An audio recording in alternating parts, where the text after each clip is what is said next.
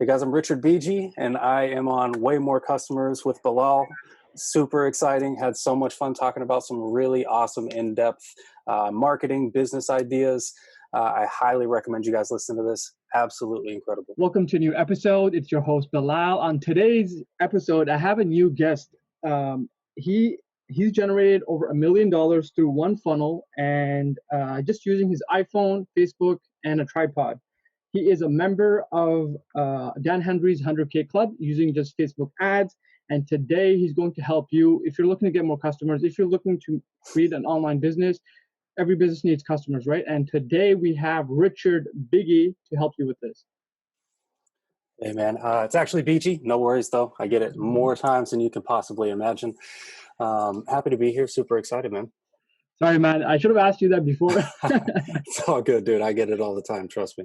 All right, Richard. So I was reading one of your posts on Instagram, and what I found really interesting. You know, you posted a clip about getting ready for a presentation that you were doing with doctors.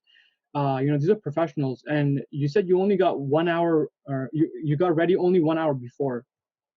Yeah, man. Probably easily one of the most stressful days of my entire life. Excuse me. There were three of us. I actually have two partners. And it was the three of us getting ready to speak in New York City to a room full of doctors. And we had worked on, we talked about working on this presentation for months and months and months.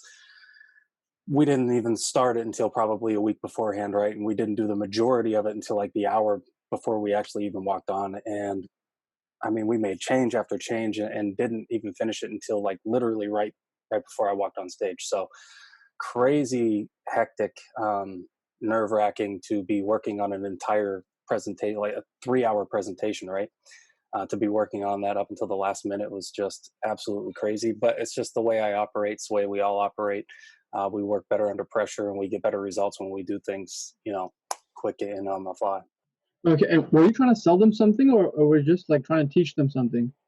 So a little bit of both. The company that we actually spoke for, they're called Systemic Formulas. They're a big supplement company that we actually use, and they have a network of doctors of, I don't know, thousands and thousands of them. So they asked us to come on and teach them what we were doing in our practice, how we're generating new clients, new patients, and things like that. So we went there with the intent on teaching, but we also do offer a coaching program. So we weren't going to shy away from that if anybody wanted to do it. So we kind of loosely sold at the end, but really weren't really looking for it because we really don't have too much time to take on new clients right now. But yeah, mostly. Okay. Okay, and so this 1 hour that you put in and got ready for this presentation, did it turn out like good, or was it like not a good presentation? Yeah, no, it was really good actually.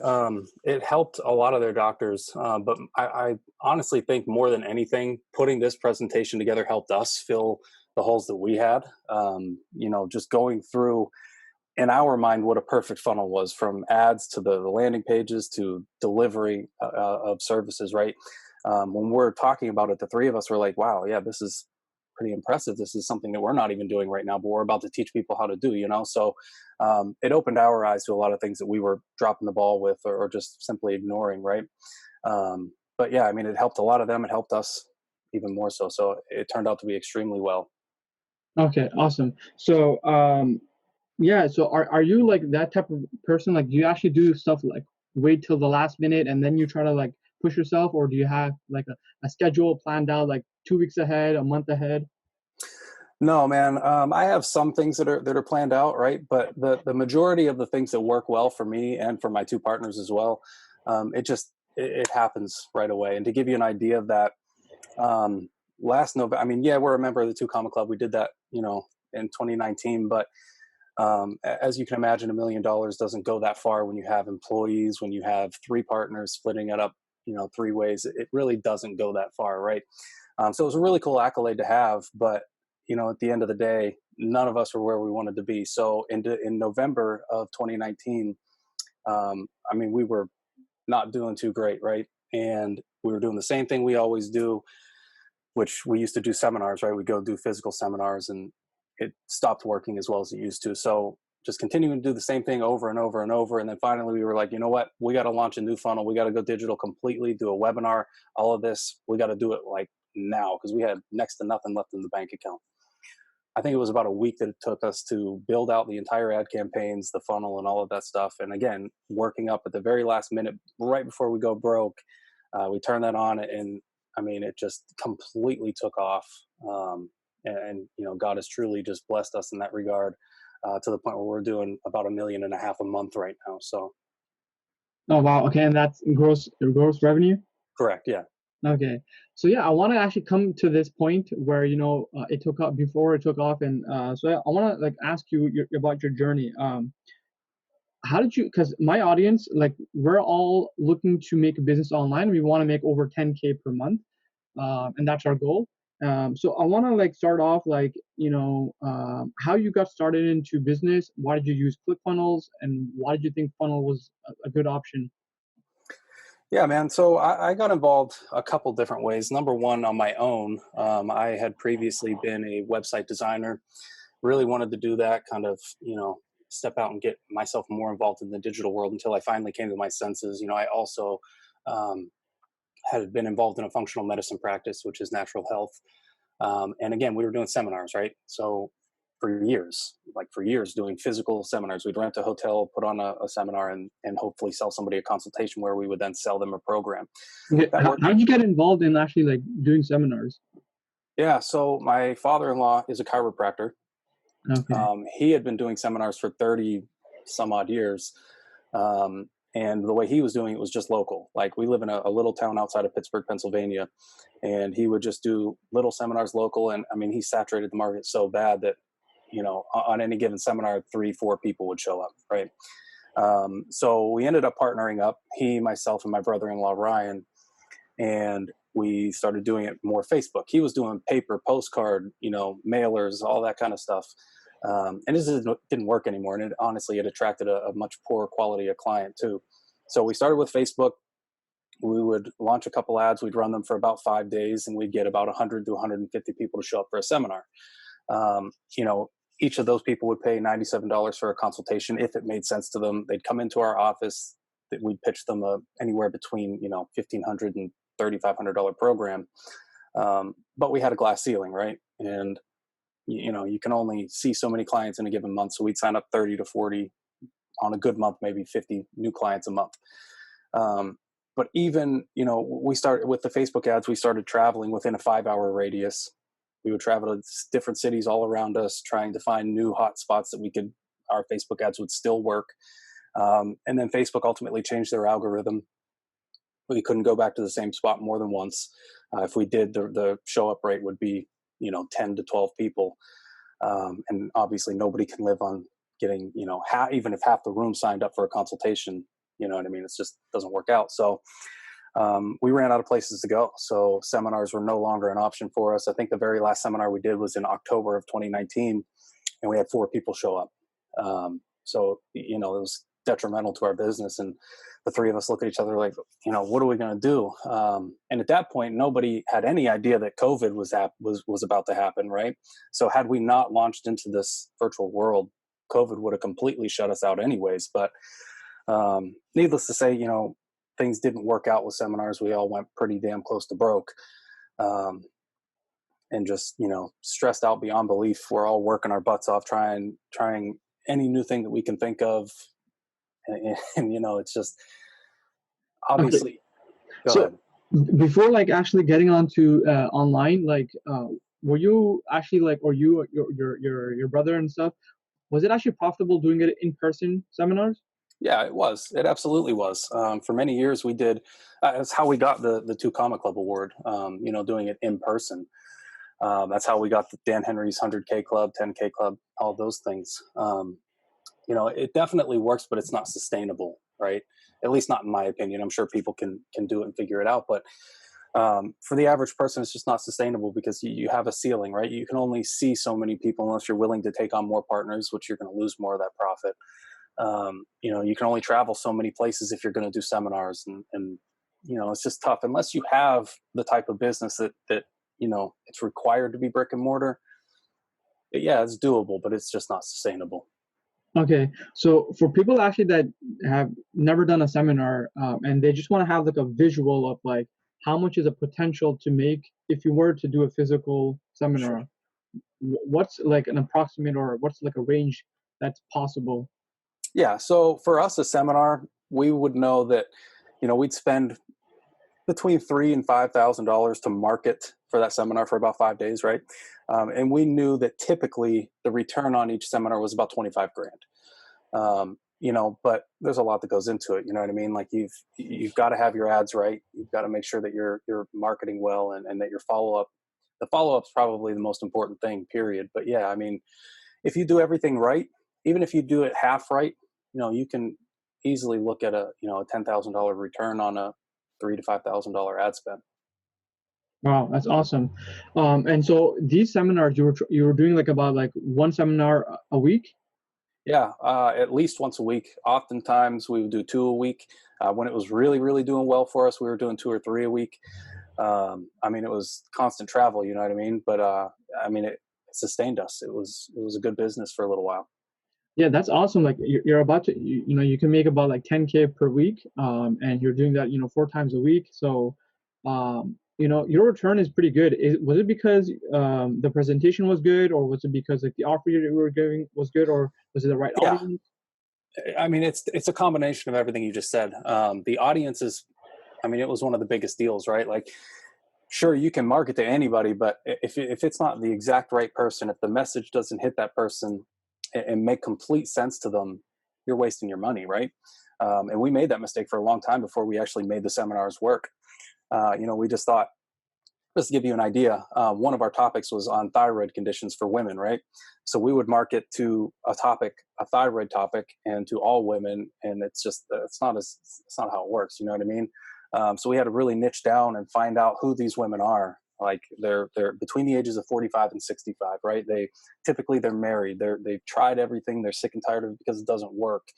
They feel hopeless. You really need to know these things, because if you don't know exactly who you're talking to, you can't talk to them. And if you can't talk to them, your message is never really going to hit home, and you're never going to be profitable the way you want to. Okay, so if you're actually trying to look for your audience, your ideal clients, like what is like you know some tips you can do to find out you know these things that you just mentioned, like you know if they have these problems, how long they have had it for, like their age groups. Yeah, so there are a couple ways to go about that. If you have, an existing following on Facebook, you can definitely use Facebook Audience Insights. That was a really big deal for us. Thankfully, we had a bit of a following. But another great way to do it too, go and find groups like Facebook groups, or even open forums like Reddit or something like that. Find out where you think your ideal client is hanging out.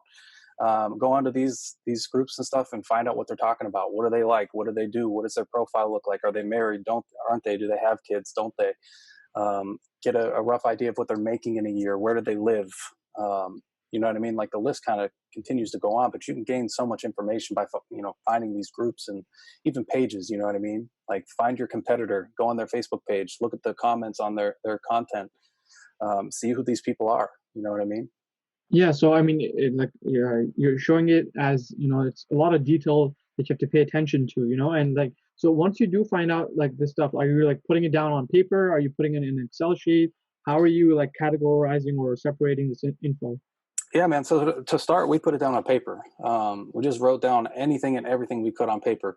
Not paper, on a whiteboard, but write everything out on a whiteboard. Every single little detail that you can think of. Like, no detail is too small, no, none too big.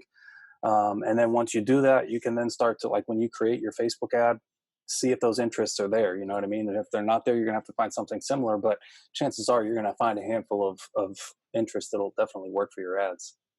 Okay, so you know this process, like you're explaining it to me and it makes sense, but you know, for a lot of people, like Sure. I'm pretty sure for yourself, like this is extremely boring, right?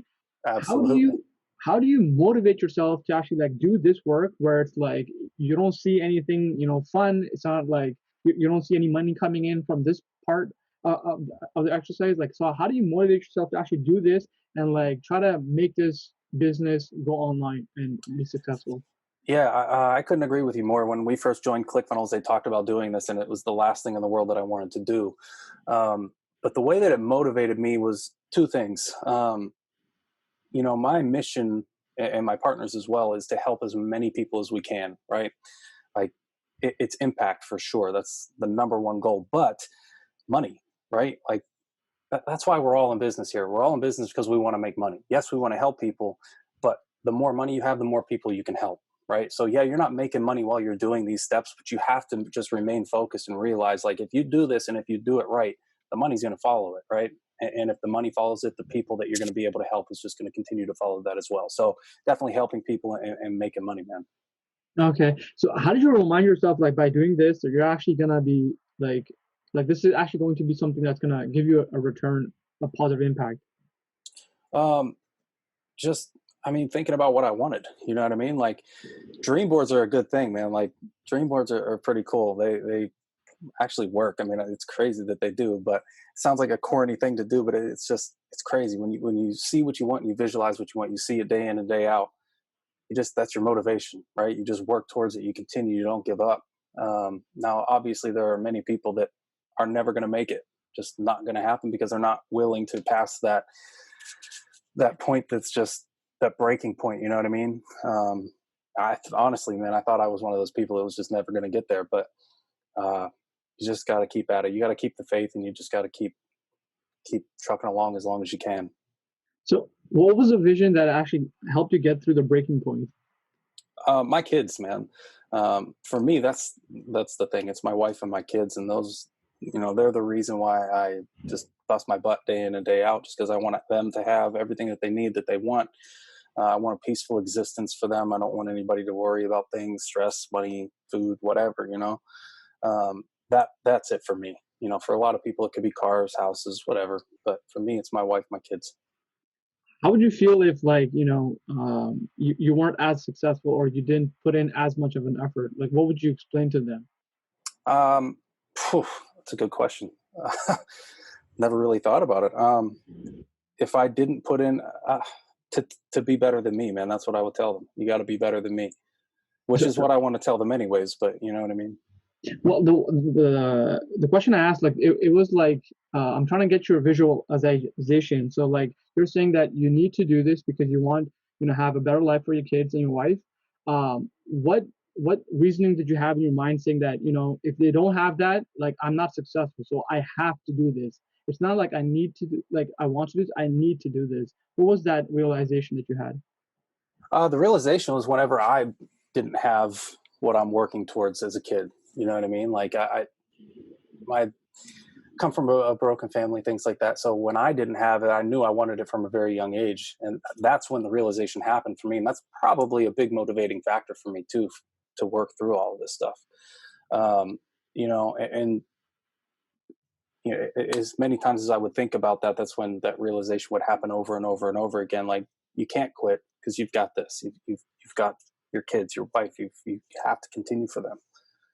So Right, that makes sense, because, like, for you, like, it makes so much sense because it's a consistent reminder that you need to be successful because your kids are there, your wife is there, right? So it's not like it can go away. It's always right, there.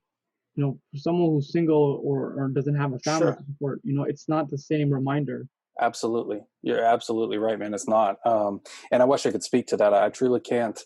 Um, I, other than, like I said, maybe like working towards a house, or maybe even working towards that goal of having a family, or whatever it is that you want, whether it's vacations, free time, whatever. It is different for everybody, but it just depends on how bad you want it. You know what I mean? Whatever your reason is, how bad do you want it? Do you want it that bad, or don't you?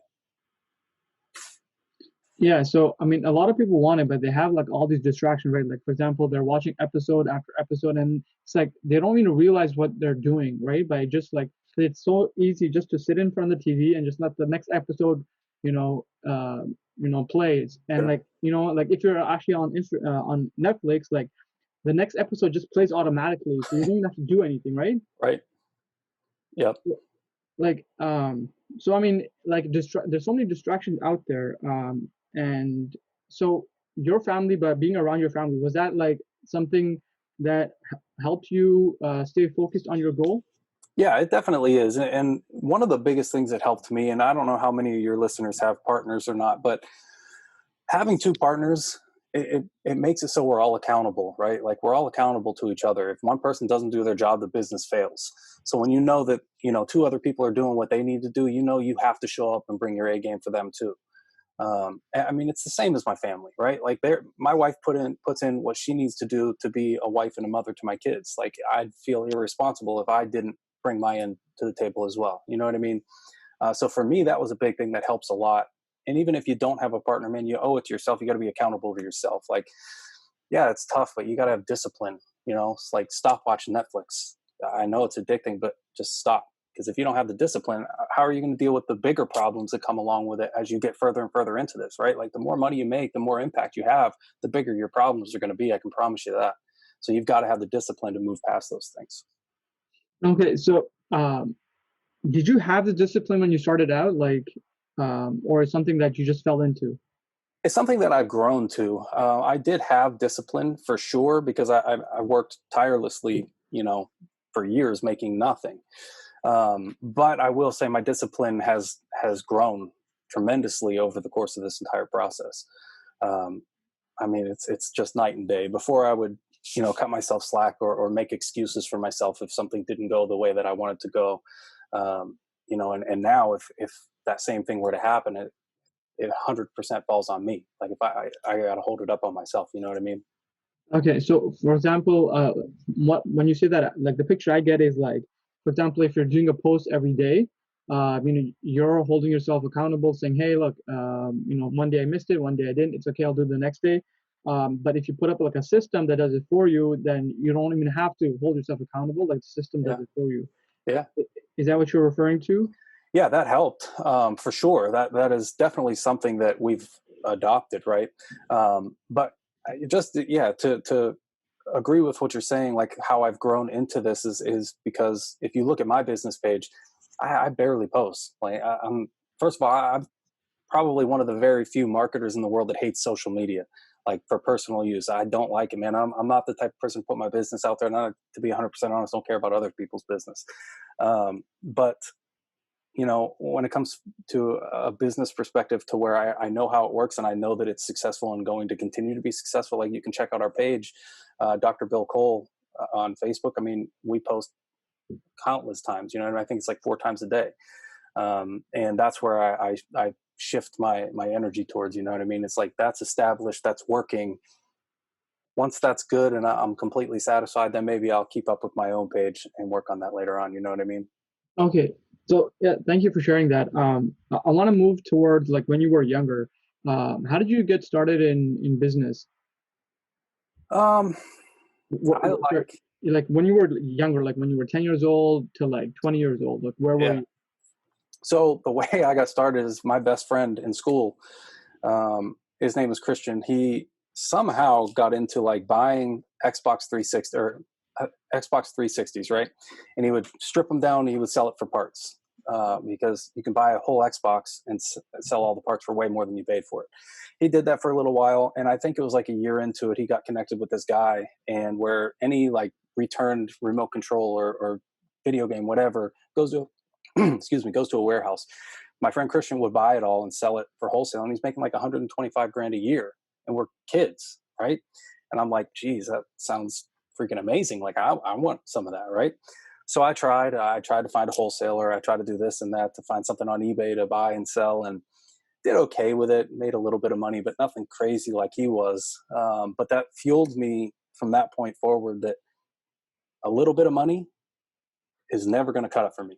Like, working a 9 to 5, getting paid minimum wage, even a decent salary, is never going to cut it for me. I have to have, top notch. I have to have top notch impact, income. Um, so from a young kid, it's always been there. It's just, in my eyes, it took me a little longer to get there than I wanted to. And I know that in a lot of other people's eyes, it was a lot quicker than most. But How long is that? so I'm 29. I started doing this 8 years ago. So it took 8 years, which, again, in my mind, is an eternity, after all the hard work and effort we put into it. But it's a blessing. When you started out, like your initial target, obviously you're saying 8 years is a lot. What was the target that you initially had? Um, Initially, I wanted, in reference to what, like, income? Well, I mean, you said your target of being successful, and I guess that you're referring to income was like 8 years. But Like, what do you? How many years did you want to have that impact? Oh, Yeah. yeah, man. So for me, I mean, I wanted it to be like 6 months, like I wanted to jump in the game 6 months from them, be like, a game player. Um, that would have been great. Realistically, in my mind, I was thinking 2 years. And you can ask my wife; she just would continuously tell me, "Just relax. It's going to happen. Relax, relax." I'm like, I can't relax. It has to happen. It has to happen now. But yeah, it just doesn't work out that way all the time. But um, that's where I was. Wow. So you're sharing like so many of the things that all entrepreneurs go through, and like, I can relate to so much, because I want everything also fast, and my audience too. They want everything fast, right? That's why they want to like go online. They don't enjoy their job, so they're also looking to translate as fast as possible. Um, yeah. So you said you got started, trying flipping stuff on eBay, and then like you got a job after that, or how did you transition? Yeah, I started college. I was actually going to go to college to be a chiropractor. Thank my father-in-law, who is a chiropractor, said, "Hey, wait before you like." Literally, my wife and I we weren't married at the time. We were about to get married. She's going to sign a lease in Atlanta, Georgia, to go to chiropractic college. Went down, visited, come back. He's like, "Just wait." He's like, "Come work for me for a year. Help me with my marketing." He's like, "If you still like it, then go to college." I'm like, "Yeah, that's cool. I can make some money, save up a little bit. That way we can afford to live." I worked for him for that year, got involved with the marketing, which again I had a little bit of experience with eBay and Amazon and that kind of stuff. And I never looked back. Were you learning this marketing just like was it something that you already had knowledge of and that's why he invited you, or he's like, I need this help, can you learn this? Yeah, so it's something I had a little bit of knowledge of. I was by no means an expert marketer. I mean, at all. I knew the basic functionality of Facebook ads, how to turn one on, but that was pretty much the extent of it. But um, working for him allowed me to gain, even in that small amount of time within a year, to gain so much insight as to how to properly structure an ad, how to scale an ad, how to find that audience, and all of that stuff. So again, I didn't know too much, but I had a little bit. I had more knowledge than most people around here had. Just digital, you know what I mean? Like I understood how online worked. But yeah, that was pretty much it. Okay, and were you taking courses at that time? Yeah, I was taking a few courses. I took uh, like Hootsuite courses, things that were really popular back then. I can't even remember some of the courses that I took. I did take probably anywhere between 5 and 10 courses, all cheap. Nothing was expensive. You know what I mean? Like $100 courses. Uh, but yeah, I mean, it was probably 3.5, 4 years ago now that we got involved with ClickFunnels, and that's when the courses really took off, and I started taking a lot. Okay, so when you were taking these courses, were you just taking them to actually like make money out of them, or you just wanted it for knowledge? Both. I was trying to get certified. I did get certified with a handful of people, handful of companies, but also to learn. You know what I mean? Like one thing about me is I don't like knowing that there's anybody that can do something better than I can do. It's a weakness, but it's also a strength. I want to make sure that I can do something to the best of my ability and know that I'm stacking up against some of the best that can do it. So that's really why I took the courses. I want to know anything and everything there is to know about something that I'm going to be doing. So, Okay, so you wanted to become what was the practice again? What was the name? so right now it's a functional medicine practice. That's what we do. It's just natural health, meal plans, supplements, stuff like that. Okay, I wanted to ask about chiropractor. So you wanted to become a chiropractor. Why is that? I love the idea of it. I love natural health. My father-in-law was actually the first one to ever adjust me, and it was one of the best experiences I ever had. From that point, I was like, man, this is amazing. The ideas behind it, I wanted to be a chiropractor. I'm constantly reminded how I'm not a people person. So having to see, dozens of people in a day it's not good for me. Okay, so before becoming working for your father-in-law, sorry, was it for your father-in-law? Yeah. Yep. Okay, yeah. So before working for him, um, like, did he need help in marketing? Is that why he asked you to do stuff because he knew that you already had some success with other stuff in marketing, or he just trusted you and like he thought that you could do a good job? Um, so This is something that I think to be true. I don't know 100%, but I really think he didn't want his daughter, his only daughter, moving to Atlanta, Georgia, um, and moving away from home. But in all reality, he did trust me for sure. But I had some, he didn't have troubles with marketing. He just wasn't digital at all. And he knew that that was something that was coming. He didn't know when, he didn't know how, but he knew it was coming and he wanted to at least somewhat begin the transition. You know what I mean? So that's kind of where his mind was. And that's why he brought me home. Okay, so there's a lot of stuff when you're learning, you don't know how to do. Did you have some issues like when you started working for your father-in-law? Did you have some issues like stuff that you didn't know how to do, and how did you go through them? Yeah. I had lots of issues. The biggest one being we had a guy that we used for Facebook ads probably a year, maybe a year and a half into me starting with my father-in-law. He would run our Facebook ads, same thing for seminars, right? And back then they were getting us probably 14 people to show up. And I was like, hey, look, we're paying this guy $500 a month. Let me do it. I think I can do it. And I think I can do it better than he can. I took it over. I had better numbers than that guy did in terms of like engagement on the ads and stuff like that. But the show up rate, no, man, not at all. Like I think I had like maybe 2 people show up. And at this point, we stopped paying the guy, right? So I struggled hard to get ads that would actually work, that would get people to show up. And it got pretty, pretty dang bad at one point to where my father-in-law was like, look, he's like, I want you to be here. Like, I really do. He's like, but if we're not making money, I can't keep you on. I'm like, I totally understand that, man. Like, you don't have to say anything else. I get it. I hear you. I'm going to do whatever I can do to make it happen.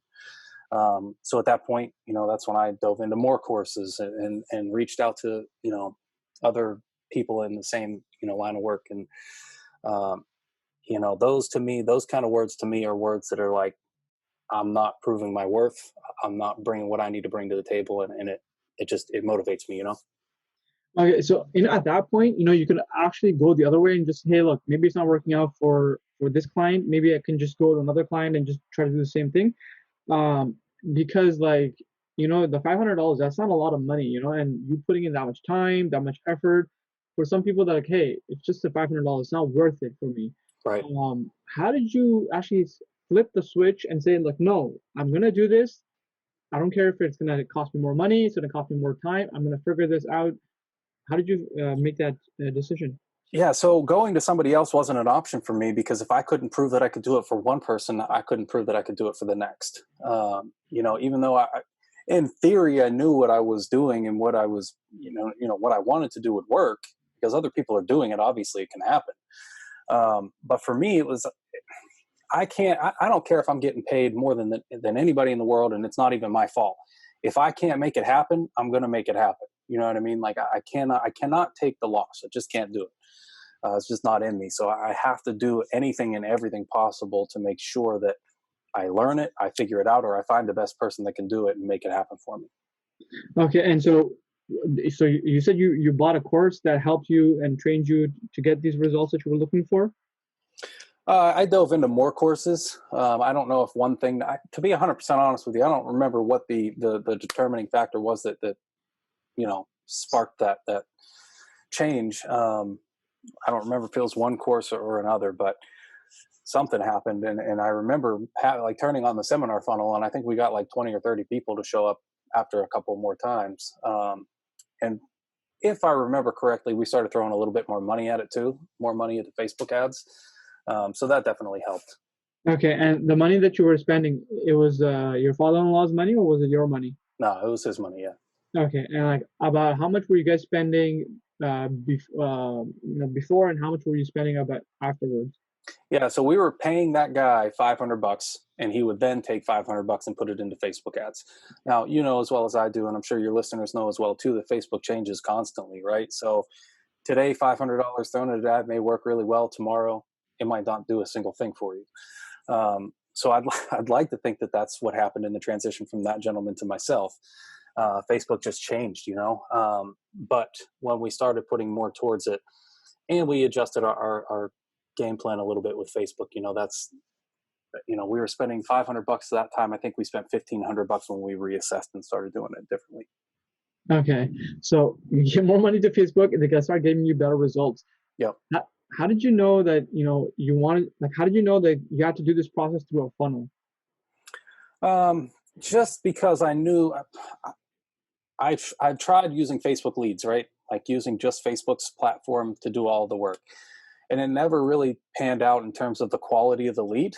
Um, I mean, for certain businesses it may work well, but for me it never did. No matter what kind of business I was working with, a landing page and a funnel, that works way better for me every single time, because you have a little bit more freedom when you create a funnel as compared to doing it all through Facebook using their forms. You just have more freedom. You can design it better. You can make it look different. You can say things a little bit more than you can say on Facebook. You know what I mean? So that for me, and plus the biggest thing for me is I like to be artistic. I like to create funnels. It's one of my favorite things in the world to do. So the more funnels I can create, the better. Okay, and so like, did you guys have a website before getting into funnels? Yeah, we did. It was terrible, but we had one. It was, I mean, it looked like a medical website, right? Like medical websites are terrible. They don't work half the time. They're boring looking, and that's what we have. I mean, even to this day, our website's nothing special. It's still pretty plain, but we don't drive any traffic to it. We never did. Okay, and how did you make a transition from a website to a funnel? Like, Um, so we made it when we got involved with ClickFunnels. We used funnels with lead pages, for years, but when we really got involved with ClickFunnels, I was really sold on the idea that the website was dead and the funnel is the new thing, right? People get confused by that, I think, and for your listeners, I think it would be beneficial for them to understand that when they're saying that a funnel is a website, right? Like you can make a funnel a website. It's just the old school like WordPress websites, so they're not necessary anymore. So a funnel it's easy to build.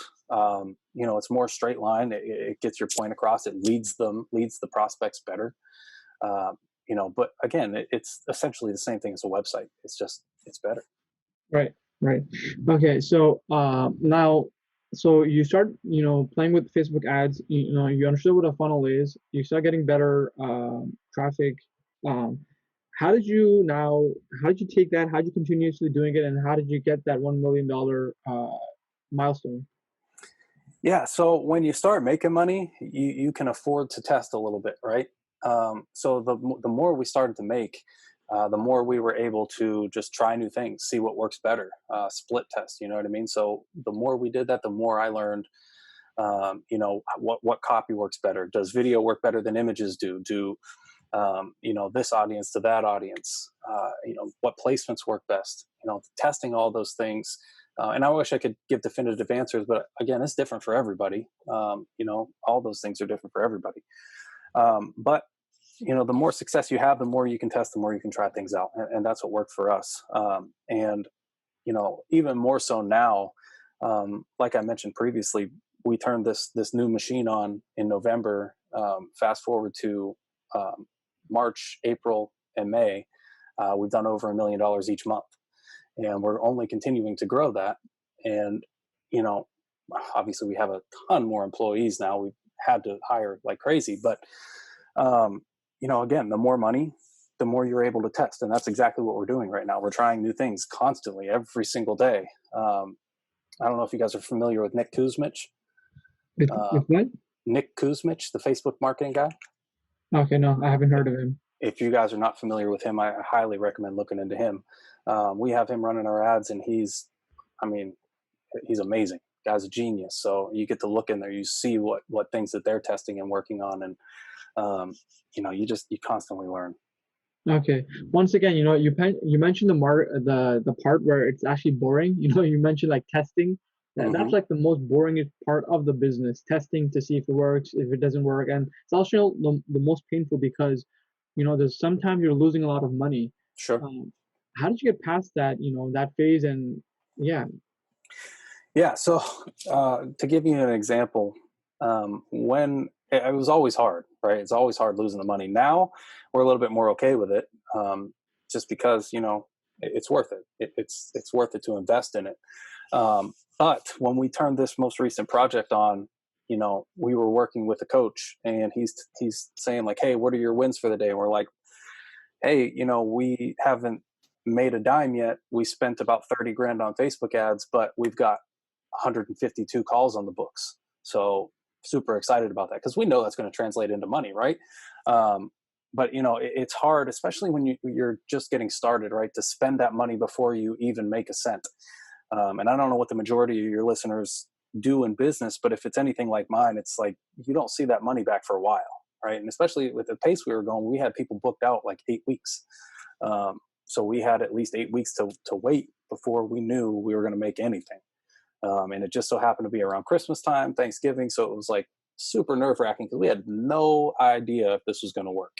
Like we were either broke, like negative broke, or something amazing just happened.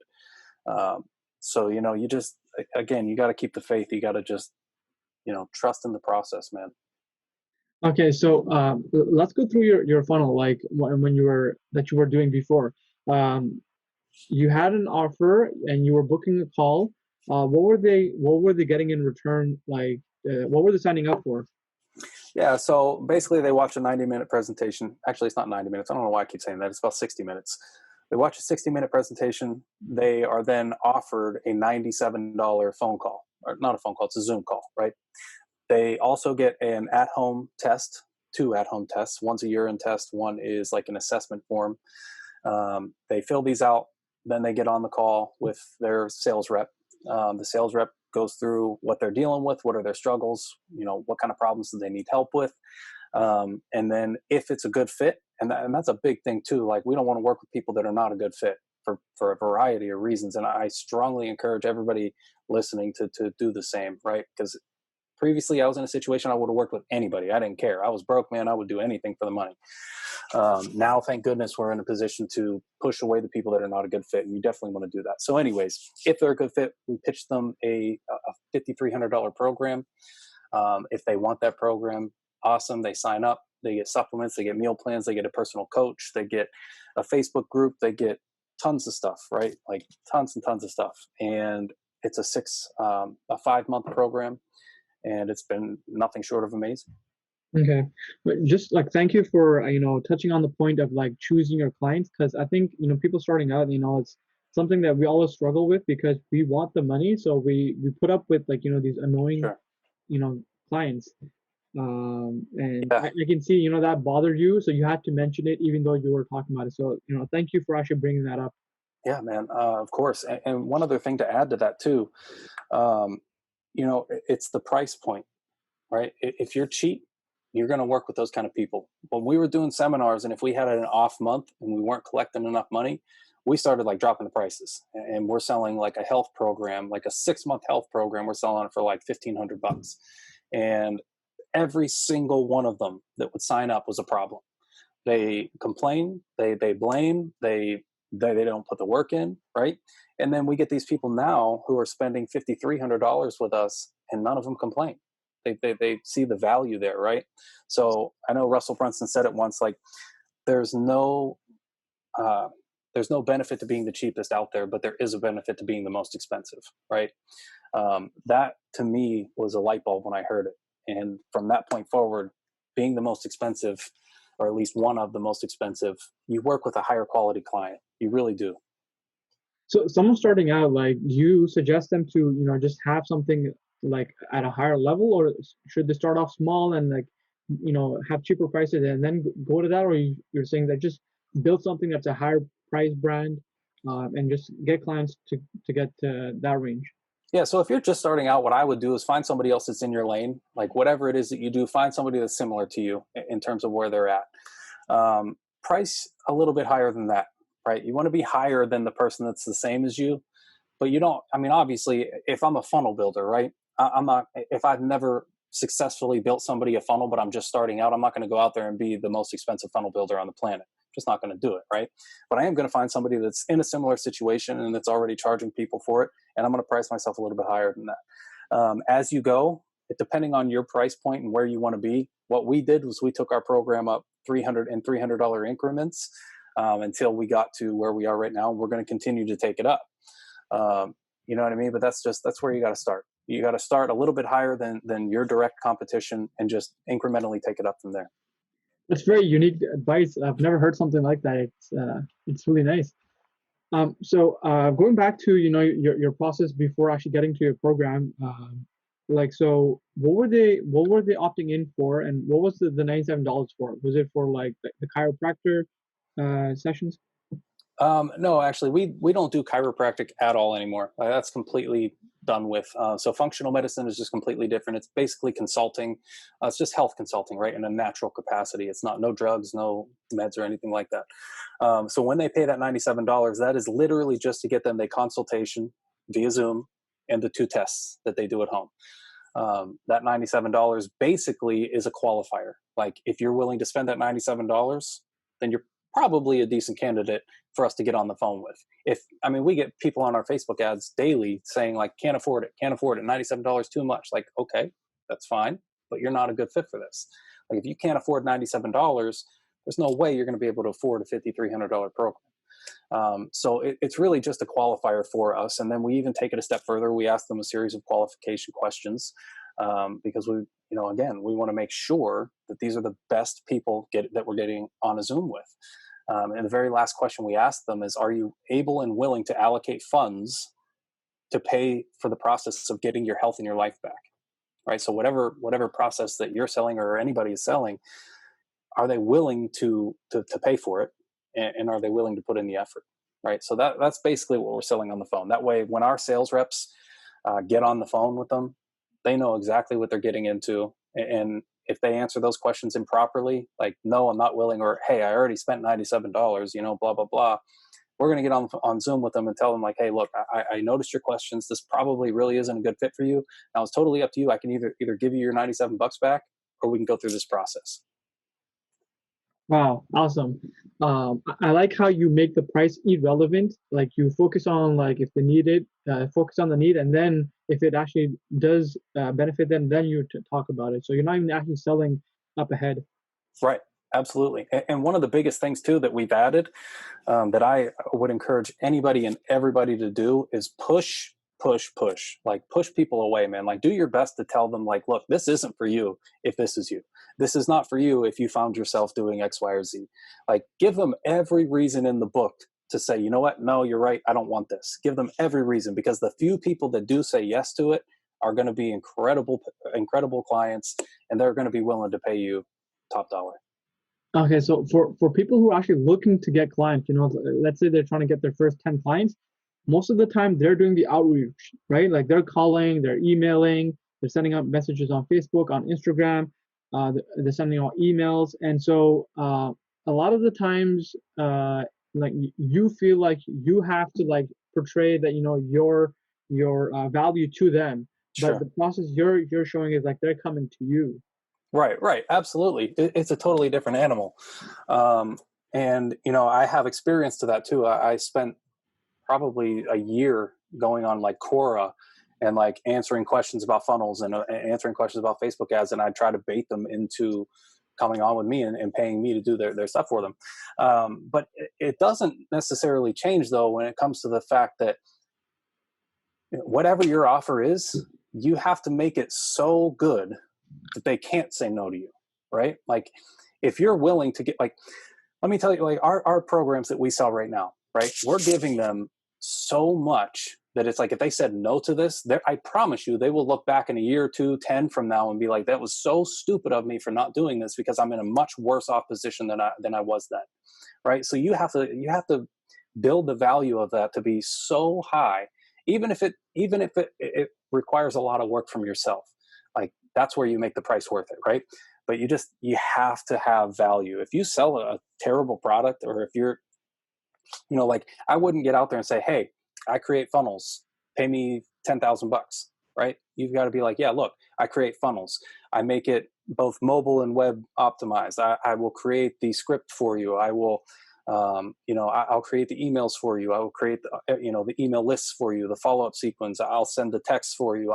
Like you've got to add every single thing to it, so that like they can't be like, okay, well that's great, now I have to find somebody else to do this for me. Nope, you're going to do that for them because it's included in your price. Like the value has to be so amazing and worth it to them. right? That they can't say no to you. Okay, so that makes sense. How do you get the initial traffic? How do you get people to opt in, to something? Is it like a free thing or is it something on a discount? What is your Yes. opinion? So we run our Facebook ads. We get people to opt in for a webinar, right? They watch the 60-minute webinar. And then it's like 10 seconds after the webinar page actually loads, there's a button that says, yes, I need your help. Um, Although we do strongly encourage, actually, it's mandatory that they have to watch the entire training, whether they buy the consult, whether if they buy it. And we send it to them multiple times before their consult ever happens. But yeah, so it's free to watch the presentation. If they want to work, if they want to have that consultation, it's $97. And that is discounted, by the way. The consultation itself, if it was like a la carte, would be over $500. Okay, so like you said that the webinar is mandatory for them to actually before even getting into your business. Like the reason you say it's mandatory is because you want to pre-frame them before they get into your business. Yeah, it's for a couple of reasons. Yes, we definitely want to pre-frame them for sure. But two, like if they get on the consultation and we talk about the cells of our bodies being inflamed, right? And we need to address that. All sickness is a cellular issue. And if we start saying that to them during the consultation, they're like, what does that mean? It's like, well, did you watch the presentation? Well, no, I didn't. Well, then this call isn't happening. And we will terminate the call right then and there. That's one of the very first questions that our reps ask, like, hey, so you definitely watched the entire presentation, right? And if they say yes, awesome, we'll move forward. If they say no, we're going to have to reschedule this call until you've watched it. Because they have to understand what it is. Because, I mean, this is probably something your listeners would be open and happy to have, but some people just buy because they just like to buy stuff, right? And we get those people. And, we don't really want to work with those people unless it totally makes sense, right? So they have to watch the entire presentation for it to totally make sense to them. Otherwise, we're wasting our time. We're going to spend so much more time on the phone with these people or on Zoom with these people, and we're wasting time. That's awesome. And I can see that working, if you start getting a lot of traffic and a lot of clients. But if you're getting like only like 10 people and refusing 10 people, then it becomes a bit hard. Sure. Yeah, man, absolutely does. So I wouldn't say push as hard as we do until you're doing well with it. Um, but still be a little bit pushy, because if you're pushy a little bit, it just makes people want it more. Don't go crazy with it, but push a little bit. And why is that? Why is it when you say no to someone, like they want it more? I couldn't tell you, man. It's something about people. Like, we have our Facebook group, and we've had a handful of people, I would say 3 or 4 people, that just like to cause trouble, right? They get in the group, they start posting negativity, and people start feeding off of it. So we've had to warn them. One lady in particular, I told her, I was like, look, you got to stop. We're kicking you out of the group, right? And she's like, no, I'm so sorry. It won't happen again. She's been a saint ever since. You know what I mean? It's just, when you tell people like, nope, you're done. We even told her, like, we'll fully refund you. You'll get your money back. She's like, no, I want this. I need this. Please don't kick me out. I promise I won't do it again. It's just, people want what they can't have always, right? I mean, that's why we're all in this business, because we can't have certain things and we want them. So that's why we're trying to grow a business, because we want those things, right? It's the same drive. Awesome. Thanks for clarifying that. But it's awesome how it works. Human nature, right? Like it's online, offline, it's the same thing. It is. Yep. It is. It's amazing how people are all the same too.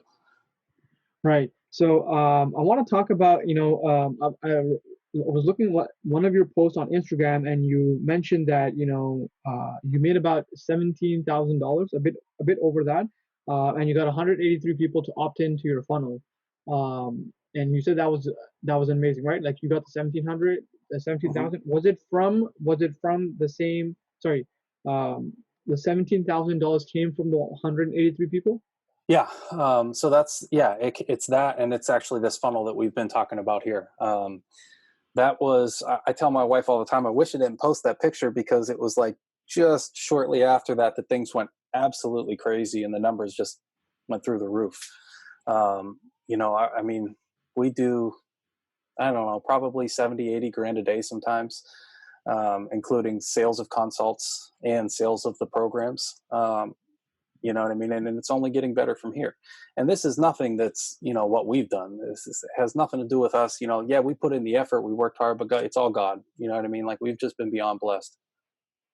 And you're saying this is because of the coronavirus? Yeah, I guess, man. Like, everybody else went downhill coronavirus, right? We just continuously went up. I guess people were at home, they were bored, they're on Facebook, they see our ads, they opt in, they buy, they know they're sick, so it's like, yeah, let's do the health program. I mean, it has just been absolutely crazy. The only thing that was worse for us during the coronavirus was cancellations. We had more cancellations than we usually have. It was probably about 16% compared to usually we see about 2 to 3%. So we expected it. We're okay with it. It's going to happen. COVID's just about over. Hopefully, we'll get back to normal here. Okay, so and do you expect, the revenue to drop down significantly, like from 80K a day to like maybe like 8K a day? No, I don't. Here's why. The way we structure our ads is we build audiences one step at a time, right? So if they see the first layer of our videos, they get put into the next audience.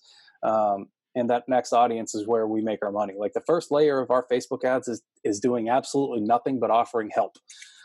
We don't try to get them to do anything. We don't tell them to watch the webinar. Our first layer is just, hey, here's a tip for this, here's a tip for that, here's this and that, and blah, blah, blah.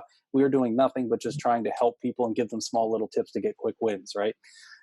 When you can do that and you show them that you're the real deal, like this 3-minute video just helped me, it helped this problem, helped alleviate that problem, whatever. They're then more inclined to trust you. And when they see your next layer of ads that's like, hey, come watch my presentation on X, Y, or Z, they're like, yeah, of course I'm going to watch it. And they come watch it. And obviously that's why they buy. So we nurtured that audience to be a pretty dang big audience. So we have that to go for a while. More people are coming into our Facebook world every single day with the health conditions that we're marketing for than we can possibly service. So I'm not worried about it slowing down. If it does, then it's meant to be, and we'll just have to adapt and move on to the next. Awesome. So, talking about your funnels and getting to your webinar, like how many videos are they looking at before they get to your webinar? So right now, I think we have like 20 videos going on Facebook ads. When we first turned it on, so we have a rule that we teach our doctors that we coach. It's the 7-7-7 rule, right? So you have 7 ad videos that on the front layer that are just helping people. Okay. And then you have 7 call to action videos, 7 videos that are going to get them to watch your presentation. Okay. And then if they watch the presentation, but they don't buy, you have another 7 videos that retarget them. Okay. So 7-7-7. Okay. Yeah. Okay. And I was just making an Instagram post about this. Okay. So 7-7-7. There you go. All right. So, and basically, like the first 7 videos, you look at them, like how much percent they've watched, and then they move on to the second section. Mm-hmm. Yeah, so we use ThroughPlay just because it is recommended by Facebook. It has been the best tool for us. We've tested other things, 3 seconds, whole video view, whatever, but ThroughPlay has worked well for us. So if they watch 15 seconds or more of the first layer, they get bumped into the next layer. Okay, awesome. And so, you mentioned that you're using a lot of video. Are you using only videos, or do you also try out like in doing pictures? So only video for the first 2 layers. Like, we are only using video for the helpful content. We're only using video for the call to action ads. But the retargeting, like, it's all retargeting other than the first layer, right? But if they watched the presentation but didn't buy, those retargeting videos, we use some images. It's still mostly video, but we throw a handful of images in there. Again, the 7-7-7 rule is what we started with, crushed it for us. Now, obviously, we're testing new things. We're trying new videos and all that stuff. So we have about 20 videos, maybe even more at this point. I don't even know. But roughly about 20 videos going in each layer, and then images in the third layer too. Okay, that seems like a lot of work. It is, but time is your best friend. You know what I mean? Like, we accumulated most of these videos by trying it before. We've tried this several times. Like, we've tried to do webinars, I don't even know how many times, but we would get scared every time because we don't see that immediate return, and we'd ditch and we'd run back to seminars. When we finally stuck to it, we had a just a barrage of videos to use because we created them for our Facebook page, but we have more than 100 videos that we've had success with on our page. So we just take those and we use them for ads. Okay, wow. I want to ask you now, you've given so much value. You've given us the entire map, of how your funnel works, how funnels work, why they're better. So there's so much value. So thank you for, giving us all these details of all these small steps that most people might not be aware of. And yeah, so really, I wanted to say thank you for that. Oh, it's my pleasure, man. Happy to do it. I want to ask you if you had to name like your top three books that you've read that really helped you in your business, uh, what would you say they are? I will. Give me 1 second.